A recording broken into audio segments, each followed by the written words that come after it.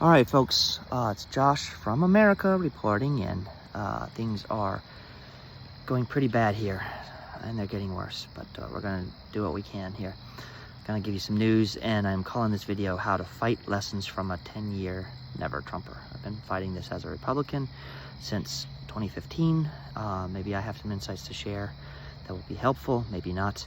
Also want to give a plug to the people at the Bulwark: Bill Kristol, Rick Wilson, Sarah Longwell, JVL, Tim Miller, Sam Stein, Andrew Egger, all them folks. They are great. Please listen to them. They know what they're talking about. They know effective ways to fight this. Overall situation, pretty bad. We're in real trouble. Things are getting worse very quickly.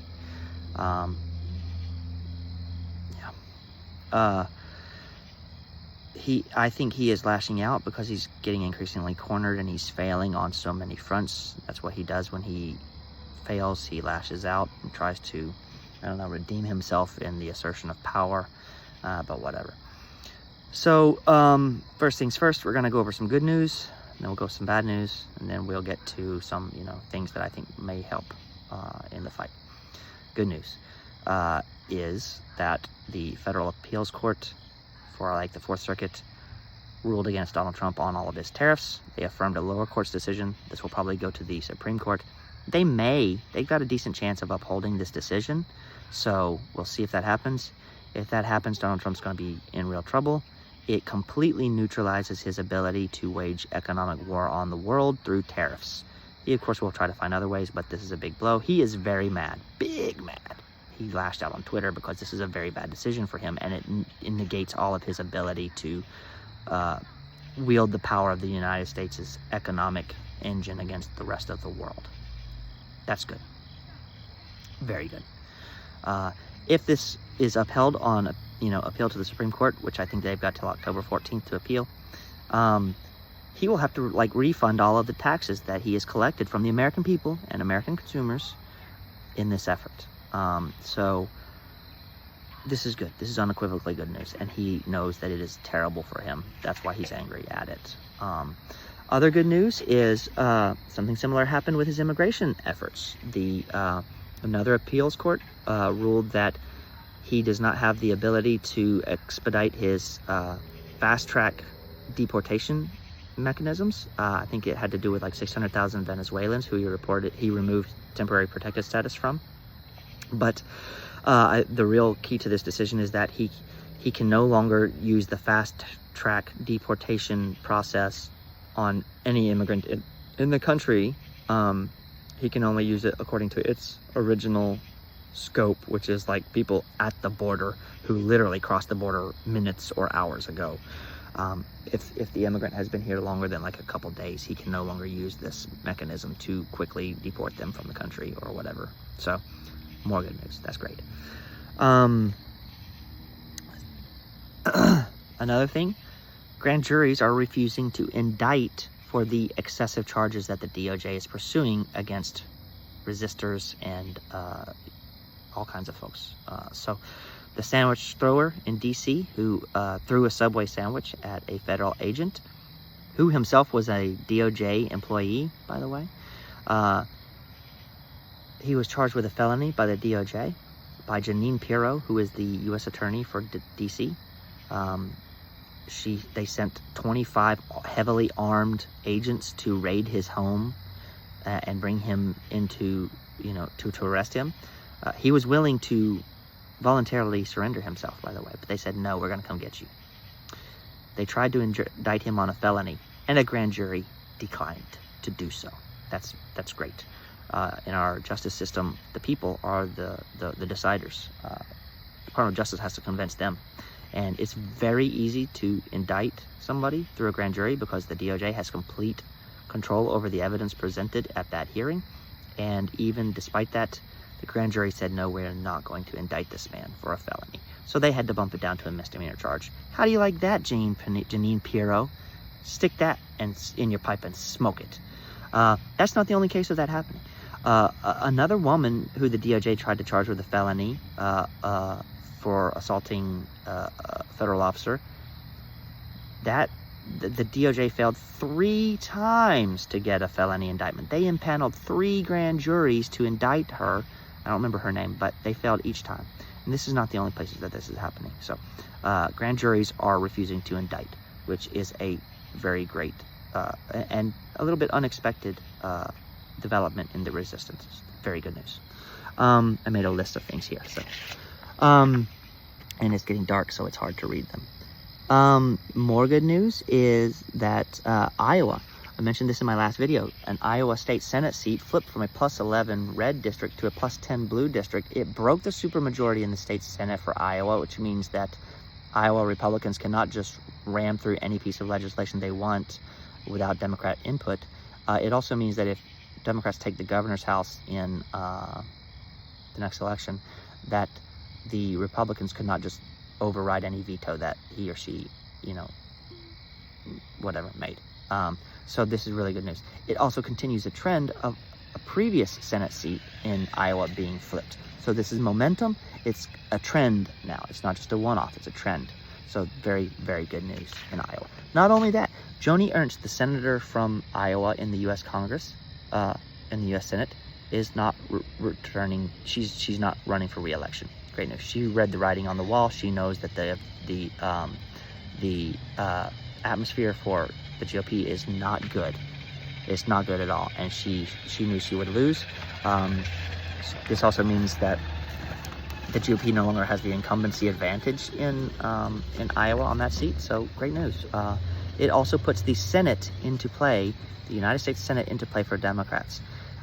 Already it's looking like Democrats, they are up +8 in the generic ballot for the House, which is very good news. Probably going to be a wave election in the House, which, if it's a big enough wave election, it can even overcome the gerrymandering that the GOP is trying in a massive way. But if this happens, Senate seats are not, that you can't gerrymander a Senate seat because it's the whole state's vote. It doesn't matter how the districts are broken up. So, but increasingly, the Senate is in play for Democrats. If the Democrats take the House, that's incredibly good news. They will be able to block a lot of Donald Trump's agenda. If they take the Senate, they can stop just about everything from going through, and even reverse some of what's happened in the next Congress or whatever. So that's on the table. Next up I've got is these Congress town halls going very badly for the GOP. Everyone that I have seen, the GOP fled DC because of the Epstein files. Remember that a month ago? And leadership told the GOP not to hold town halls because they knew people are pissed. Well, some of them are holding town halls and they are going very badly. They are getting literally booed out of the room. Literally booed out of the room. And this is how it's like 6 or 7 of them that's happened now. Susan Collins, the senator in Maine, got booed at a ribbon cutting ceremony. She's like, please just let's get through this. She literally said that, and she started cutting the ribbon, and people are just chanting shame, shame at her. It's really inspiring to see the American people push back, because we are the final backstop. We are the last safeguard of our democracy, and we are suffering right now greatly, but there's pushback. So GOP Congress folks are literally getting booed out of the room. They are literally leaving the room. They're laying down the microphones and just walking out of their town halls because they are getting so booed. Next stuff is, Trump's health is really, really bad. He is doing terribly. They say it's like venous insufficiency for his legs, and that, aspirin treatment's giving him bruises on his hands. Well, the bruises on the other hand now, and he is slurring his words more. He's going off topic more. He's not doing well. He was out of public eye for 3 days. People are like, where's Donald Trump? So his health is not going well. J.D. Vance is doing the presidential line of succession tours right now. They're asking him, are you ready to take over the presidency if you need to? And he's like, yeah, man, I'm ready. I'm here for it. Donald Trump's health is very, very poor right now. Next thing is troops cleaning trash. DC troops, I think that this is some malicious compliance going on with the troops. I think that they know the optics matter in the military, and I think we've got some smart leaders in our military that are saying that are sending the troops to do things that are very menial and non-threatening, like clean trash and shovel mulch or whatever. I think that the optics matters. A lot of them have been equipped with arms when they're just standing around or whatever. But I think that this is probably some attempt to deliberately create some optics around the military. I'm not really sure what they are, but I feel like this is maybe a little bit of malicious compliance going on. Not sure. Anyways, the bad news.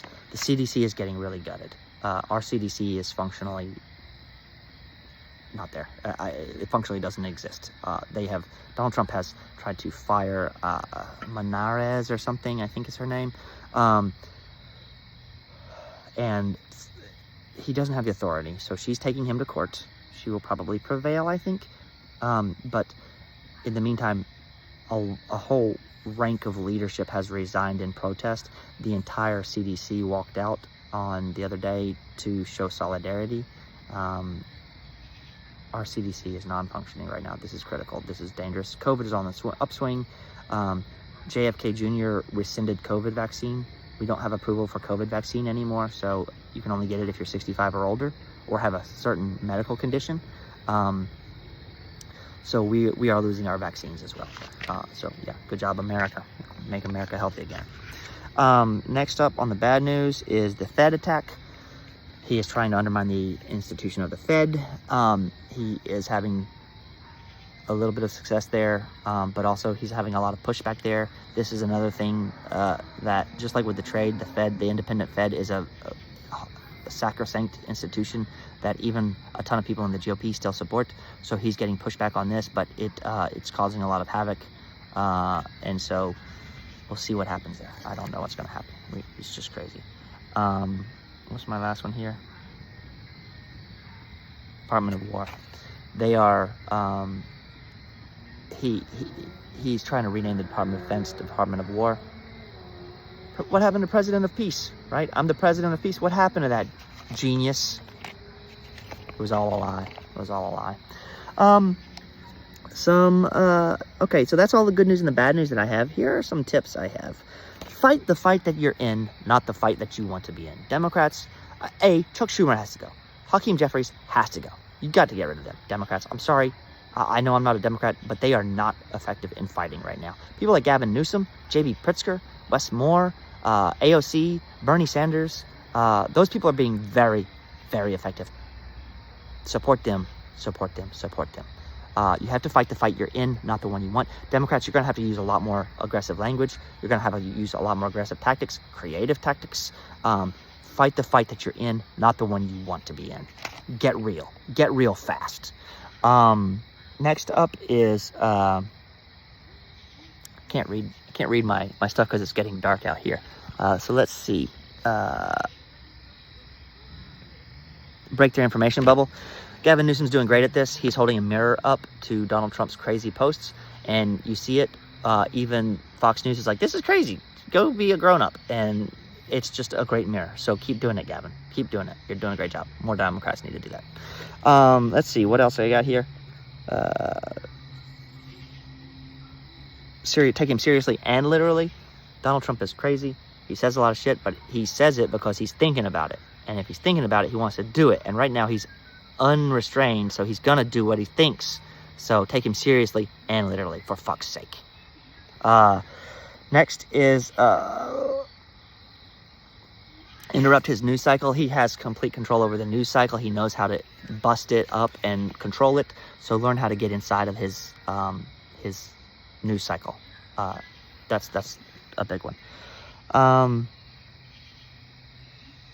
Epstein files. Keep on the Epstein files. Keep on the Epstein files. Keep on the Epstein files. Period. Those are just a few things. I got some more. It's getting dark. I don't know that it's even worth keeping going with the video, but it's at 15 minutes now, which is longer than I wanted to go. So those are just some things. The biggest thing is you just got to fight. You can't fight the fight you want to be in. You got to fight the fight you are in.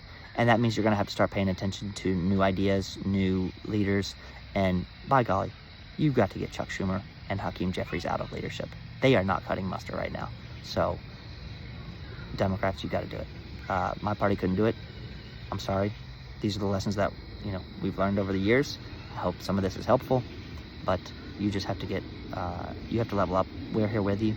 We're going to do everything we can to help you, but it's time to ditch the old ways of thinking. So, that's all I got.